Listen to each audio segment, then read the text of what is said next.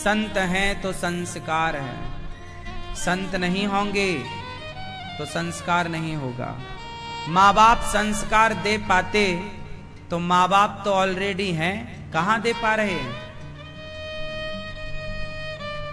95% माता पिता फेल हैं बच्चों को संस्कार देने में, 5% माता पिता पास हैं संस्कार देने में। ये बात सही है कि गलत है? माँ बाप फेल हो गए हैं, बच्चों को संस्कार नहीं दे पा रहे हैं।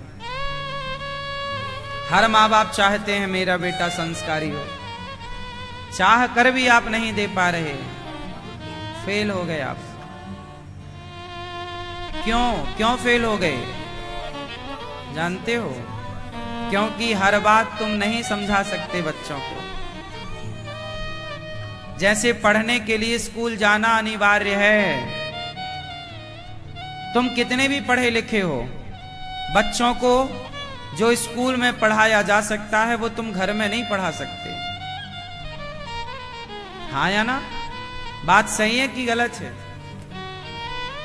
जो हम स्कूलों में बच्चों को पढ़ा सकते हैं, जो हम गुरुकुलों में बच्चों को पढ़ा सकते हैं, वो घर पे नहीं पढ़ा सकते। उसी तरह जो संस्कार साधु संतों के द्वारा मिल सकते हैं वो माँ बाप के द्वारा नहीं मिल सकते। कुछ संस्कार गुरु के द्वारा मिलते, इसलिए तो गुरु होते हैं। हर चीज माँ बाप नहीं दे सकते। माँ बाप ने जन्म दे दिया, पाल पोस कर बड़ा किया, इसके बाद आगे की जिम्मेदारी किसकी है? इसलिए गुरु ग्रह पढ़न गयऊं रघुराई, अल्पकाल विद्या सब पाई। दशरथ जी के पुत्र भगवान राम, वो भी पढ़ने गुरुकुल गए, गुरु जी के पास रहे, वशिष्ठ जी के पास। वशिष्ठ जी के मार्गदर्शन में राम को संस्कार आए। राम संस्कारी थे। कैसे संस्कारवान थे? सवेरे जल्दी जागना, जाग करके माता पिता को नहा धो करके प्रणाम करना, बड़ों का सम्मान करना, बड़ों को पलटकर जवाब ना देना, यही तो संस्कार है। बड़ों की बातें चुपचाप सुनना। जो बात देखो, बड़ों की बातें सुनना चाहिए। आप मानो या मत मानो, मर्जी आपकी। जरूरी नहीं है कि आप हर बात माने। जो मानने लायक है मान लो, मानने लायक नहीं है सुन लो। कम से कम सुनना भी गुण है। आजकल के बच्चे क्या करते हैं? सुनते नहीं। आजकल की बहुएं क्या है? अपने सास की जरा भी बात सुनती नहीं है। रॉन्ग मत बोलना, सुनेंगे नहीं। देखो, आप लोग हमें अच्छा कहते हैं, आप लोग हमें अच्छा कहते हैं। जब आप लोग हमें अच्छा कहते हैं तो हम सुनते हैं ना। तो जब आप लोग हमें बुरा कहोगे तो भी तो हमें सुन लेना चाहिए। 100 लोग अच्छा कहते हैं हमें और 5 लोग बुरा कहते हैं हमें, तो यदि हम 100 लोगों की बातें सुन रहे हैं तो उन 5 लोगों की बातें क्यों ना सुने? हमें अपने आप को इतना बड़ा बनाना चाहिए कि हम केवल प्रशंसा ही ना सुने, आलोचनाएं भी सुनने की ताकत रखें। हम केवल आदि क्या हो जाते हैं? आप किसी की तारीफ करो ना तो वो आपको अच्छा मानता है, और आप किसी की निंदा कर दो तो वो आपको बुरा मानने लग जाता, वो आपका शत्रु हो जाता है, तो हमारे दुश्मन हो। तुमने ऐसा क्यों कह दिया? हाँ या ना? अच्छा ये बताओ, किसी ने आपको कुछ कह दिया और आपको बुरा लगा। माना कि एग्जाम्पल दे रहा हूं समझने के लिए। माना कि किसी ने आपको बुरा कहा और किसी ने आपको गालियां दी, आपकी निंदा की, आपको गलत कहा और आपको बुरा लग गया। तो अब ये बताओ कि इसमें गलत कौन है? वो जो आपको गलत कह रहा है वो गलत है, या आप कि आपको बुरा लगा? इन दोनों में गलत कौन है? एक व्यक्ति आपको गलत कह रहा है, गालियां दे रहा है, और दूसरा आप उसकी गालियों का बुरा मान रहे हैं। अब इन दोनों में गलत कौन है? गाली देने वाला गलत है या गालियों का बुरा मानने वाला गलत है? बोलो, कौन गलत है? क्यों भैया, ओ लाला, कौन गलत है? गाली देने वाला या गालियों का बुरा मानने वाला? हाँ बोलो, कौन गलत है? दादाजी चश्मा वाले, हाँ कौन गलत है बेटा बताओ? जो गाली देने वाला है वो? कौन बुरा है? दोनों?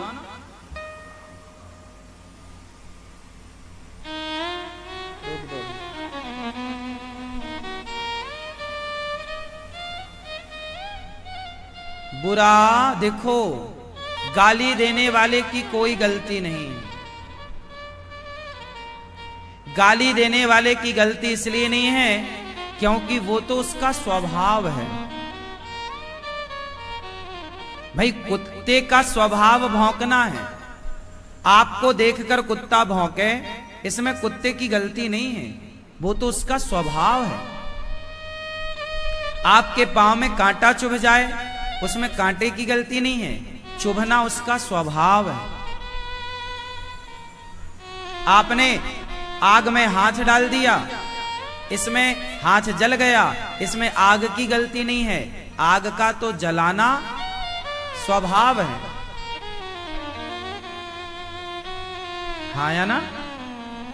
आग का स्वभाव है जलाना, कांटे का स्वभाव है चुभना, कुत्ते का स्वभाव है भौंकना, ऐसे कुछ लोगों का स्वभाव है गाली देना।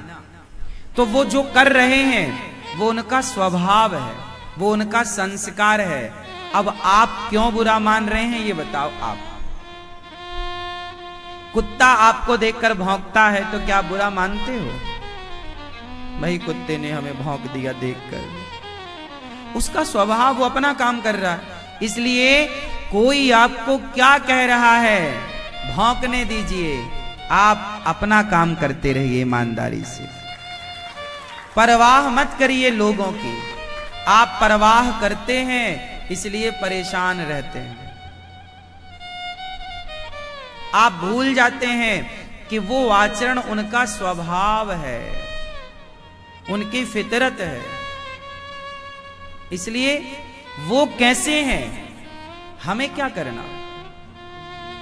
आप हमें गालियां दे रहे हैं तो देते रहिए, हम अपना काम करते रहेंगे। हाँ या ना? आप प्रभावित हो जा, अरे वो हमें गाली दे रहा है तो तुम भी गाली देने लग जाते हो, वो लड़ रहा है तुम भी लड़ने लग जाते हो।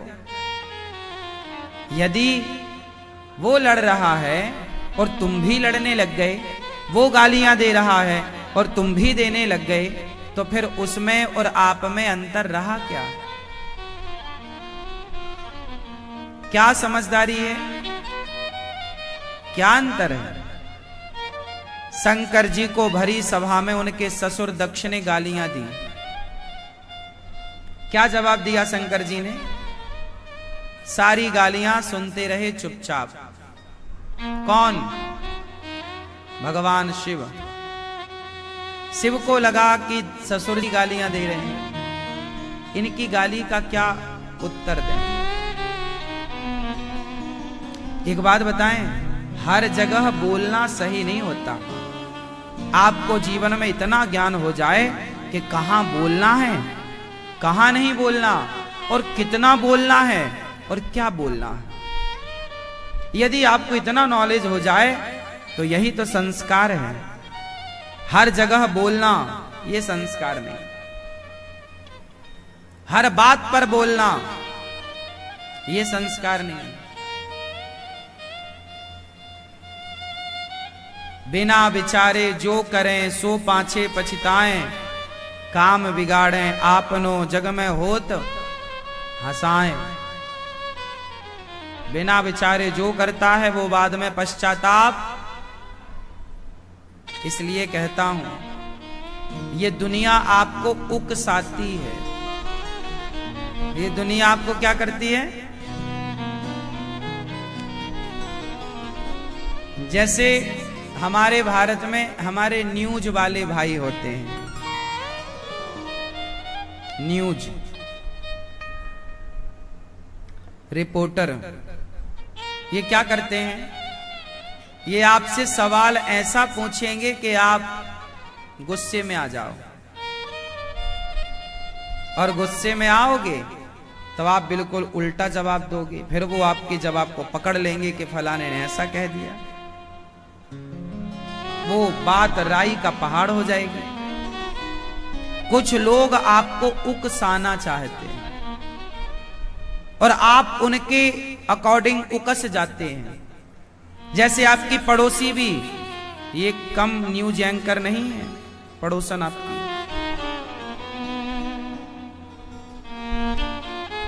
आप सास बहू की जरा लड़ाई हो जाए और सास बहू की लड़ाई भई और बहू पड़ोसन के पास चली गई। बस पड़ोसन को पता चल जाए कि तुम सास बहू की लड़ाई, फिर क्या करती है पड़ोसन? उकसाती है। अरे तुम्हारी सास को ऐसा नहीं बोलना चाहिए था, तुम तो कितना ख्याल रखती हो अपनी सास का, कितनी सेवा करती हो, उसे ऐसा नहीं बोलना चाहिए था। तुम्हारी जैसी बहू तो कहीं होगी ही नहीं। अब तो वो देखो चढ़ रही है चने में कि मैं तो इतनी अच्छी हूं और मेरी सास फिर भी मुझे गलत कह रही है, डांट रही है। अब देखो वो गर्म हो गई, अब वो आके अपनी सास पर टूट पड़ती है। जरा सी बात थी और सास भी गई किसी और पड़ोसन के घर, उसने भी कहा कि आज बहू ने ऐसा कहा, ऐसी लड़ाई हुई। अरे राम राम, आज की बहुएं तो कलयुगी हैं, ये तो सासों का सम्मान करती ही नहीं है। तुम कितनी अच्छी हो, बेटी की तरह रखती हो, लेकिन तुम्हारी बहू देखो। अब देखो एक तरफ पड़ोसन बहू को भड़का रही है और एक तरफ पड़ोसन अब ये दोनों भड़क के आई हैं, अब करेंगी महाभारत। और पड़ोसी ताली बजा बजा मजे ले, वाह वाह वाह, लगी आग। और आप समझते नहीं है, आप जमाने के कहने से लड़ जाते हैं। भाई कैकई और दशरथ जी आपस में लड़ गए, किसके कहने से? पड़ोसन ये मंथरा पूरे हंसते खेलते अयोध्या में आग लगा दी मंथरा ने। हाँ या ना?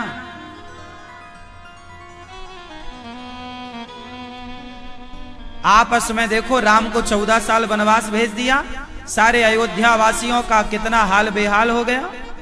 भरत जी 14 साल नंदीग्राम में रहे, दशरथ जी की मृत्यु हो गई, मातम छा गया पूरी अयोध्या में, दिया जलाए गए थे अयोध्या में, राम राजा बनेंगे, मातम छा गया, दशरथ जी की मृत्यु हो गई। किसके कारण हुआ ये सब? भड़काने वाले लोगों के कारण।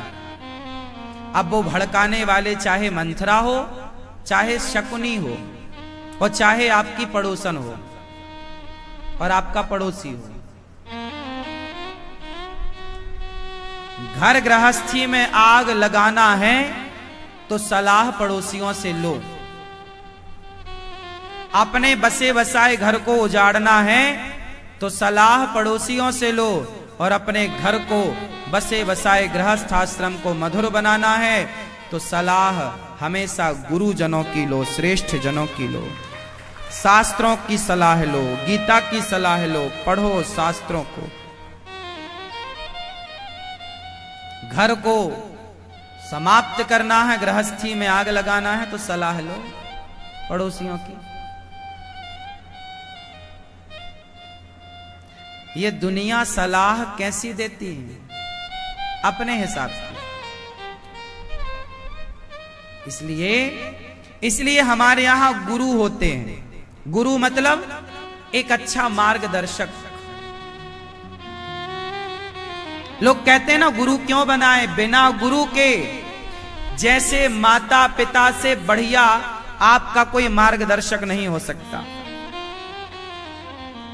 बोलो, क्या माता पिता से बढ़िया आपका कोई शुभ चिंतक हो सकता है? जैसे माता पिता से बढ़िया आपका कोई शुभ चिंतक नहीं हो सकता, उसी प्रकार गुरु से बढ़िया आपका कोई गाइड नहीं हो सकता, कोई अच्छा मार्गदर्शक नहीं हो सकता। इसलिए गुरु ग्रह पढ़न गयऊं रघुराई, इसलिए गुरु होते हैं।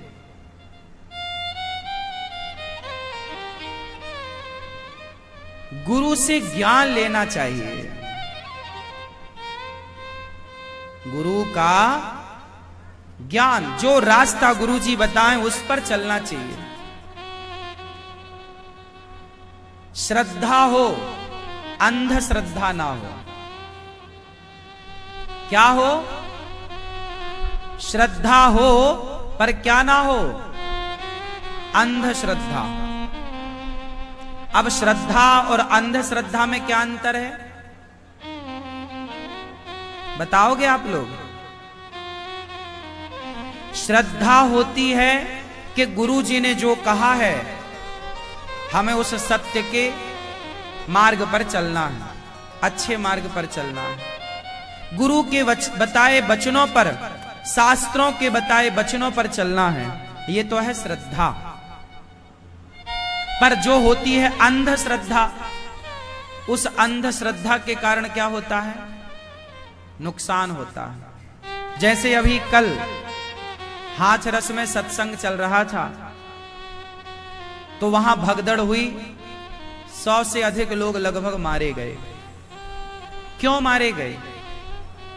क्योंकि उन लोगों के अंदर श्रद्धा नहीं, अंधश्रद्धा आ गई। अंधश्रद्धा क्या है? यदि आपके अंदर श्रद्धा है तब तो सब अच्छा है। अब अंधश्रद्धा क्या आ गई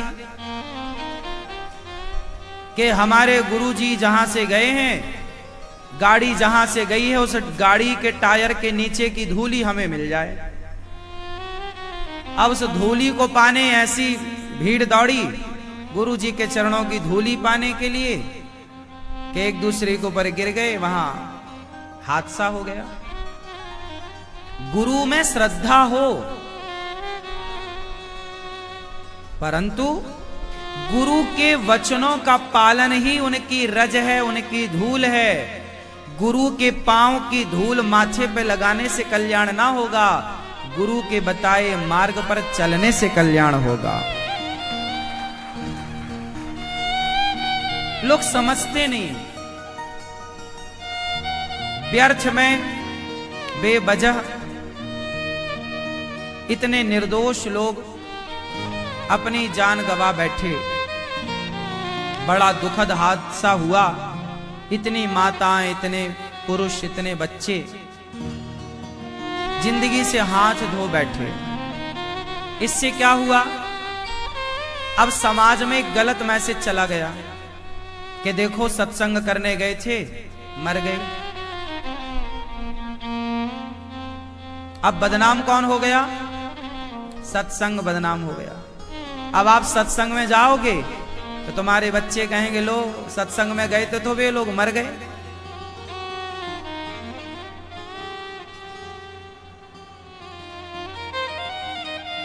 कर्ता कोई एक है, उसका परिणाम दूर दूर तक जाता है। और ये गलती किसकी है? ये गलती हम सबकी गलती है, हम सब इसमें जिम्मेदार हैं। हम लोग अपने अंदर संयम नहीं रखते, गुरु के प्रति श्रद्धा हो पर अंधश्रद्धा ना हो। विश्वास होना और अंधविश्वास होना, समझ में आया? अच्छा, विश्वास और अंधविश्वास, श्रद्धा और अंधश्रद्धा, क्या अंतर है दोनों में? श्रद्धा का तो मैंने बताया, श्रद्धा क्या है और अंधश्रद्धा, अच्छा विश्वास और अंधविश्वास क्या है ये बता रहा हूं। आप में से कितने लोगों को राम पर विश्वास है, कृष्ण पर विश्वास है? ये तो है आपका विश्वास। अब आपका अंधविश्वास भी यहां पर है। क्या आपको क्या लगता है कि हम ये पुष्प लेकर गए हैं तो ये फेंक देंगे राम जी की तरफ तो राम जी को चढ़ जाएगा? हम मिठाई का डिब्बा लेकर गए हैं तो राम के मंदिर की तरफ, राम जी की तरफ या बिहारी जी की तरफ डिब्बा फेंक देंगे मिठाई का तो बिहारी जी को चढ़ जाएगी? एक बात बताओ, आधा किलो का डिब्बा आप हमारी तरफ फेंकोगे और हमारे मुंह में लग जाएगा तो वो मिठाई तो जान ले लेगी। अब मैं आपको आधा किलो का डिब्बा फेंक के मारूं तो आपको खाने का मजा आएगा कि दांत टूटने का? ये क्या है? ये विश्वास नहीं है, इसी का नाम है अंधविश्वास। यही है पाखंड। बिहारी जी के मंदिर जाना श्रद्धा है, विश्वास है, पर भगवान की तरफ पूरी जोर लगाकर मिठाई के डिब्बे फेंक देना, फूलों का हार भगवान की तरफ फेंकना। फिर आप सवाल करिए मेरे से कि महाराज जी हम जो 100 रुपए का माला हार खरीदे हैं तो बिहारी जी को कैसे चढ़ाएं? तो क्या आपके फेंकने से चढ़ेगा? नहीं। कैसे चढ़ाते हैं? ऐसे चढ़ाते हैं। जैसे आपने 100 रुपए का हार खरीदा तो भगवान के सामने जाओ, बिहारी जी के सामने जाकर दूर चुपचाप खड़े हो, केवल दर्शन करो बिहारी जी का और भगवान को माला दिखाओ, हे प्रभु ये प्रसादी आप स्वीकार कीजिए।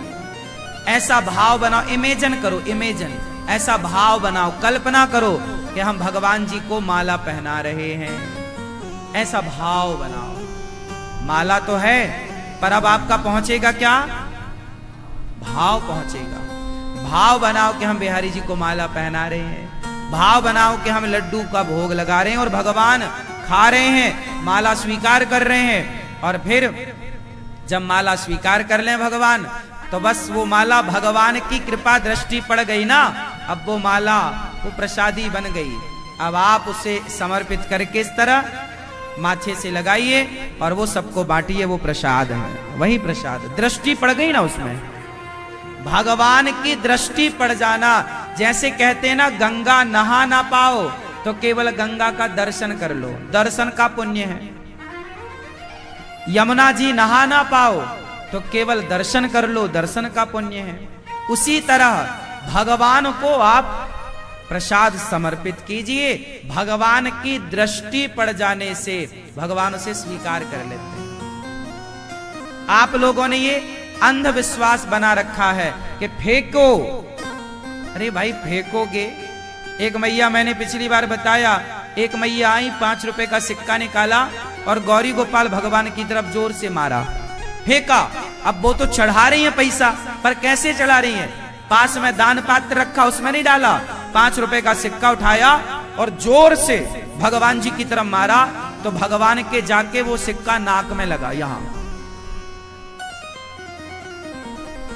और कस के लगा, इतना जोर का लगा कि वो नाक में लगने के बाद कई फीट दूर तक उछल के गया। अब सोचिए कितने जोर का रहा होगा। और उसे क्या लगता है मैया को कि मैंने तो पैसे चढ़ाए। इसी का नाम है अंधश्रद्धा, अंधविश्वास। और ये अच्छा नहीं है, ये आपके लिए अच्छा नहीं है। और बदनाम कौन होता है? संत लोग बदनाम होते हैं कि लो संत तो अंधविश्वास फैला रहे हैं, संत लोग तो अंधश्रद्धा फैला रहे हैं। अरे भाई हम तो आपको सही मार्ग ना बता रहे हैं। अब ये आम जनता का, ये किसकी जिम्मेदारी है? ये आपकी जिम्मेदारी है कि आप बहुत सही तरीके से। अब देखो होता क्या है, जैसे भगवान कृष्ण का जन्मोत्सव होता है कथाओं में, तो खिलौने बरसाए जाते हैं, टॉफियां लुटाई जाती हैं बधाई के रूप में। अब आप देखते होंगे कि कुछ लोगों को मिल गया, खिलौना मिल गया, टॉफी मिल गई, तो उनकी समझदारी क्या होनी चाहिए कि जब आपको मिल गया तो आप थोड़ा पीछे हट जाइए, औरों को मिलने दीजिए, औरों को मौका मिलने दीजिए। लेकिन नहीं, उन्हें मिल जाएगा तो वो झोला ले आएंगे कहीं से ढूंढ के, झोला भरने लग जाएंगे, औरों का भी छीनने लग जाएंगे, और इतना झोला भरने का फिर महाराज और दो। अब क्या दे दो, तुमसे संभल तो रहा नहीं है, शर्म भी नहीं आ रही तुम्हें कि सबको मिलना चाहिए प्रसाद। क्या ये आम जनता की समझदारी नहीं है? बताओ कि आपको प्रसाद मिल गया तो आप थोड़ा पीछे हटें, उनको मौका दें जिन्हें नहीं मिला। समझदारी है।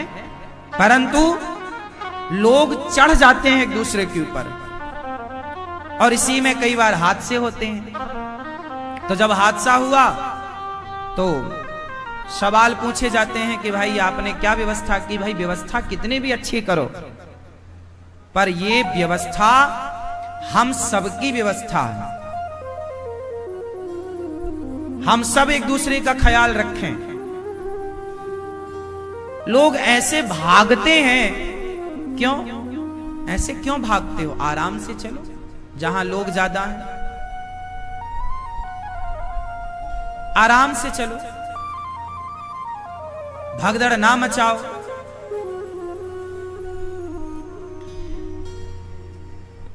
गलती किसी की भी हो, आखिर निर्दोष लोगों की जान तो चली ही गई ना।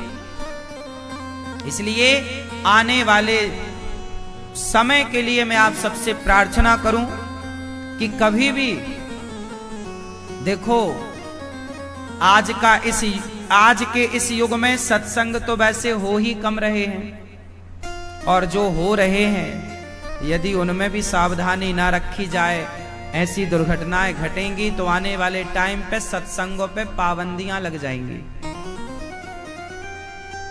फिर कौन सुनाएगा सत्संग, कौन सुनेगा सत्संग, कौन करेगा संस्कारों की बात? इसलिए हम सबकी परम जिम्मेदारी है कि हम सबको एक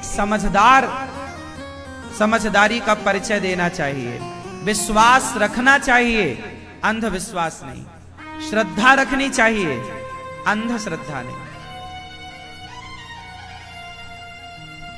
क्या कहते हैं आप लोग? सही है?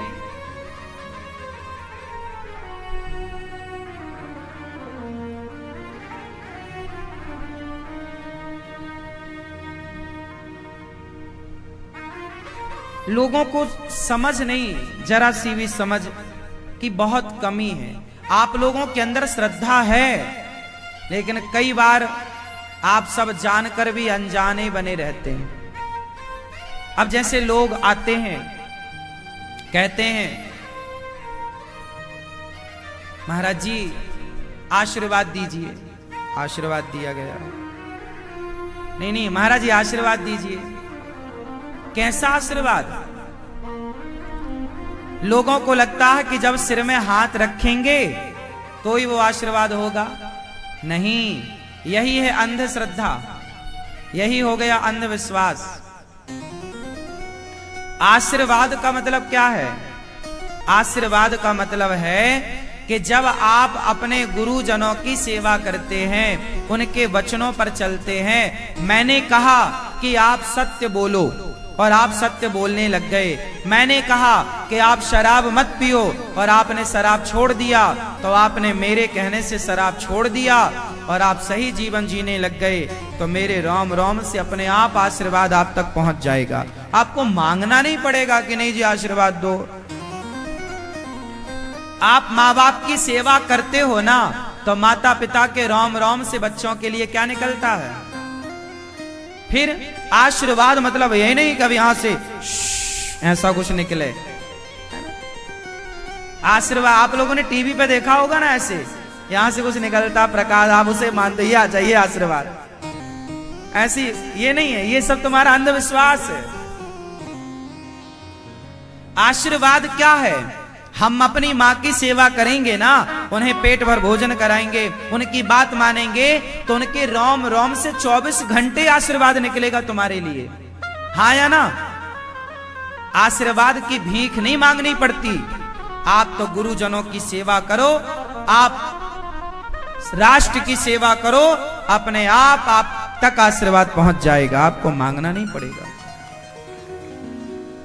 लेकिन अब इतना अंधविश्वास, अंधश्रद्धाएं हैं।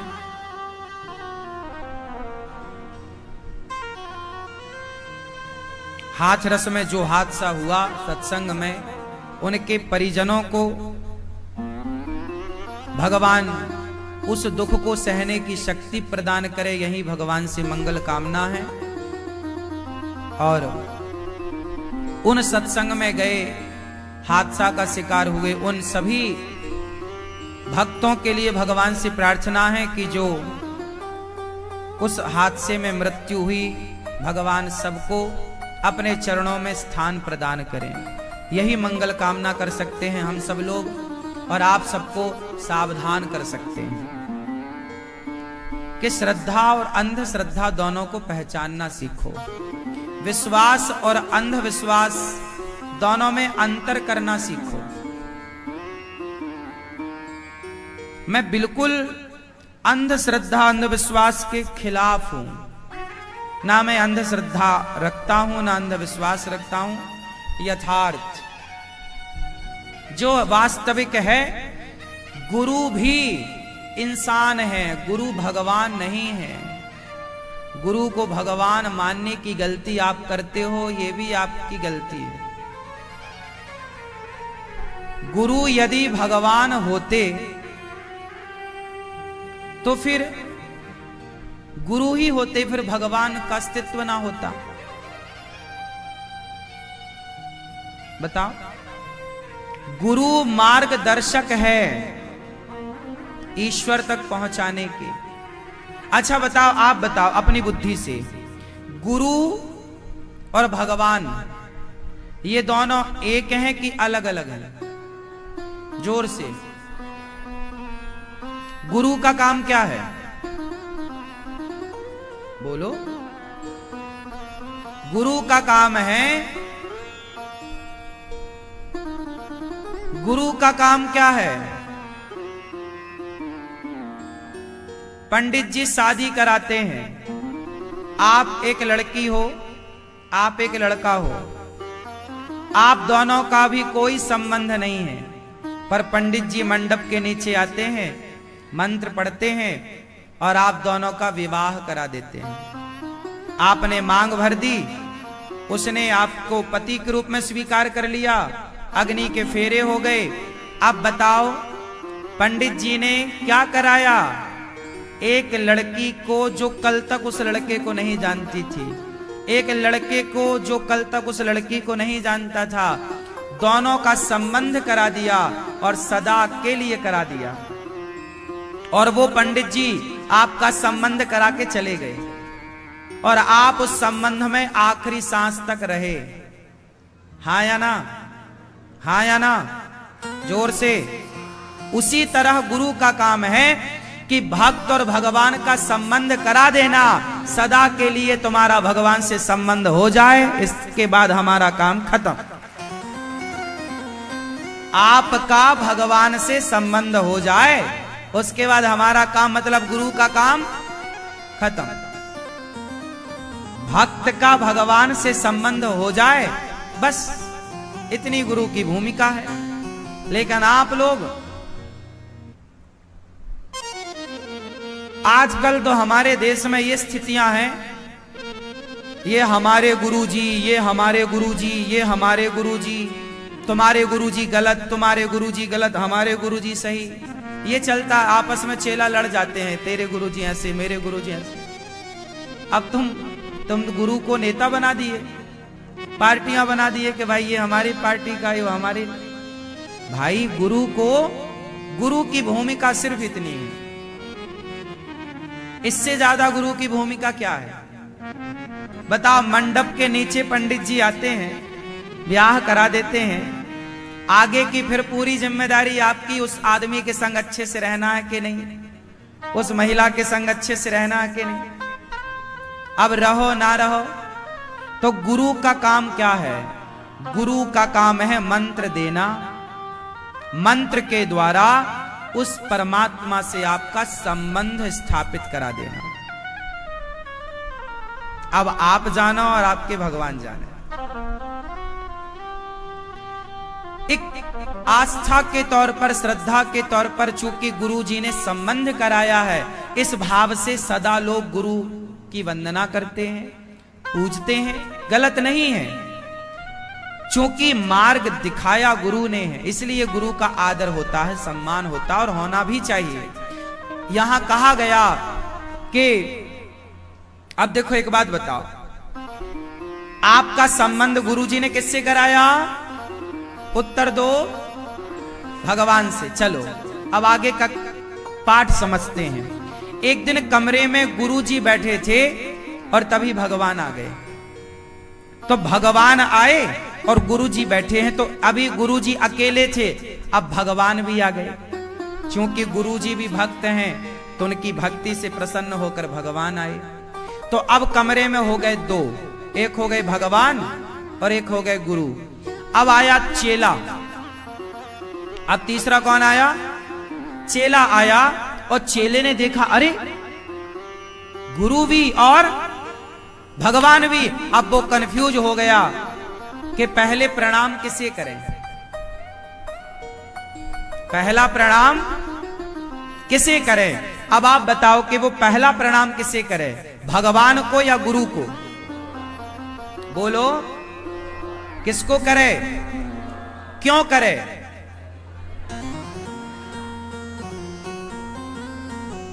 जब वो चेला कंफ्यूज हुआ तो भगवान ने कहा, गोविंद ने कहा, अरे पागल परेशान ना हो, तू मेरा प्यारा भक्त है, तूने भक्ति की तो मैं चलाया, पर तुझे मेरे से जोड़ने वाले तेरे गुरु हैं, इसलिए पहला प्रणाम गुरु को कर।